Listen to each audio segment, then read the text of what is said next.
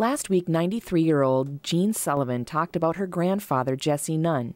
Today, she continues to talk about her memories of her grandfather. And he got to be quite active in a company that dealt with grease sweep. His son, Garnet, and this grease sweep may or may not still be in existence, but it's the hulls of rice that don't go away. So you put it down on any floor, like a garage floor or service station or where there's grease, and it just goes. So he was busy handling grease sweep for his son Garnet. And then when they were in Santa Monica, I visited, and he took me up on the top. He said, I have to clip the roses. So I'm from St. Paul, where we don't have flat roofs.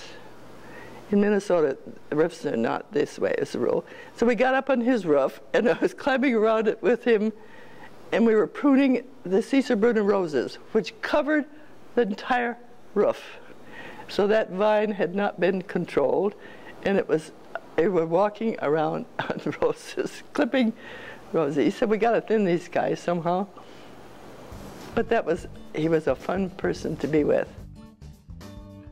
As Patty said, across the street from the Nunn Dexter building is the Nunn Block, built by Jesse's cousin, G.C. George Curtis Nunn Sr. was born to Alfred Nunn and was a harness maker. He came over to the United States in 1884 after finishing his apprenticeship in Canada and settled in Detroit, Minnesota. He struggled to get established and found work with an unknown to him at the time, his future father-in-law, building the new courthouse. He eventually purchased the old courthouse from E.G. Holmes to use as his harness shop until it burned in 1912. In 1913, he built the Nunn Block in the same location of his shop that had burned down. The Nunn Block building later became Coast to Coast and is now part of the Washington Square Mall. The building was the finest as well as the most expensive business block in the city of Detroit. With costs exceeding $20,000, the building had all the modern convenience of heating, lighting, water, and sewer equipment. The building is 3 stories in height and had a full basement under the entire 50 by 80-foot structure.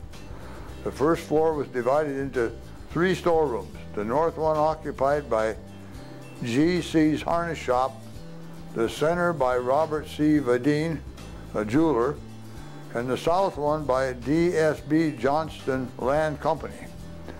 The front of the second floor was for professional offices, with Dr. F.J. Rogstead occupying one in the north suite. The rear of the second floor was arranged for family suites, as well as the entire third floor. Currently, Glick's is the only business housed in the building, with the upstairs vacant, but we were able to go up and see what's left of this old building. Now we're on the second floor of the Nunn building, and this is where the offices were.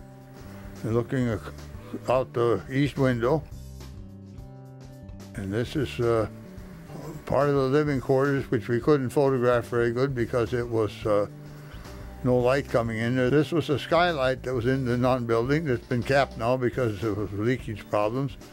And these are the offices that were upstairs, second floor, with the original woodwork and the transom windows that they'd open to get some ventilation through these buildings.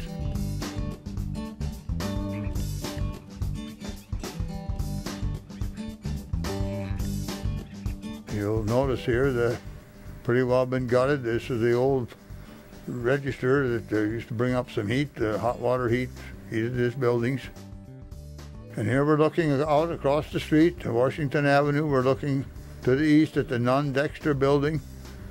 Again, the old steam heat pipes, light fixture hanging from the ceiling, the plaster on the walls have got a little bit cracked, but not in too bad a shape considering how old the building is.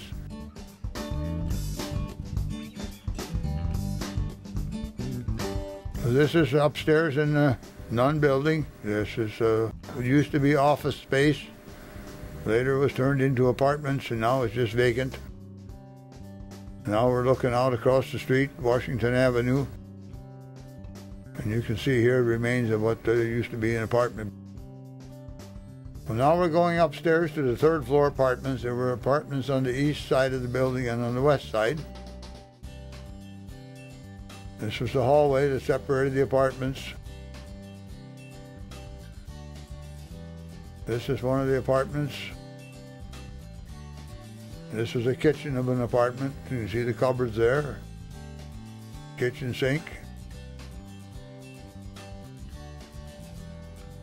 Be one of the rooms in the apartments.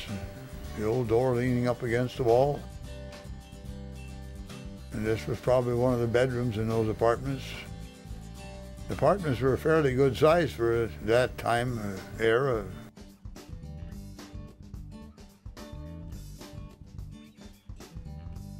Looking across the street, the avenue, you see the Nunn building.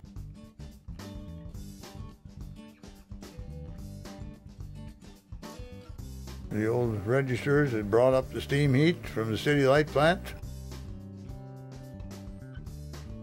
Plaster looks like it's still in pretty good shape on those walls, considering how old those walls are. Another good shot of what's across the street on Washington Avenue. Another small room there, could have been a closet. There you see some of the original woodwork, of nice woodwork at that time. Real good picture there of a steam register that heated the rooms, hot water heat or steam heat.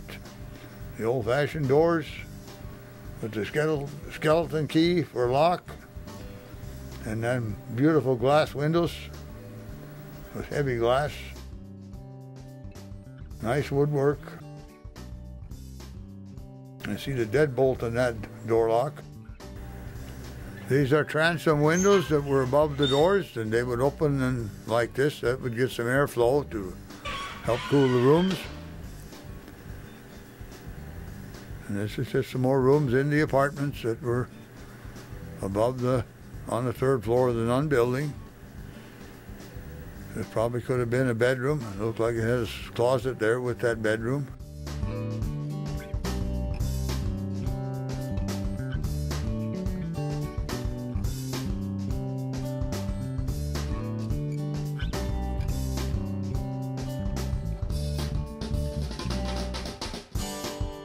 This was a kitchen, and there was a pantry in this kitchen, and this pantry was light in the pantry came from the skylight that was along the wall there. It's been covered up now because it was leaking.